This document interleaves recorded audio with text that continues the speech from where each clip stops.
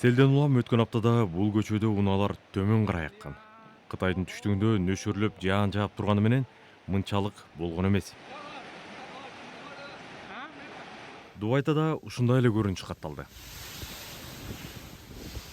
Аймакта мындай катуу шамал болгон эмес. Шаарда 1,5 жылда жаачу жамгыр бир күндө жаап койду. Өткөн аптада Перс булуңундагы өлкөлөрдө болгон катуу шамалдан 23 адам көз жумуп, Дубай менен Оманда кыймыл токтоп калды.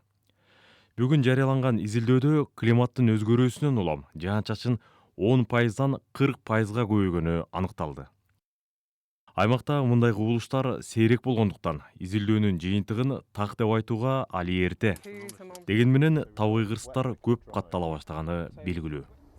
Атмосфера жылып жатат. Муну менен ал өзүндө көбүрөөк нымдуулукту кармап тура алат дегенди билдирет. Ошол эле кийин ошол нымдуулук нөшөрлөгөн жаанга айланат. Британияда да ушундай эле көрүнүш. Өлкөнүн метеорология кызматы ушул жылдын март айына чейин 18 ай рекорддук нымдуу жыл болгонун айтат. Жылдан жылга жаан-чачын өзгөрүп, келечекте кыш нымдуу, жай болсо кургак болушу мүмкүн экенин кызмат кабарлады. Ал эми Кыргызстанда соңку күндөрү катуу жамгырдан улам аймактарда сел жүрүп, үйлөрдү суу каптады. Бир катар автоунаа жолдору жабылды. Биз да ага даяр болушубуз керек.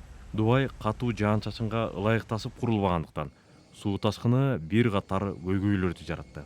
Мындай көрүнүштөр дүйнө биз билген климаттын өзгөрүүсүнө даяр болушу керектигин так көрсөттү.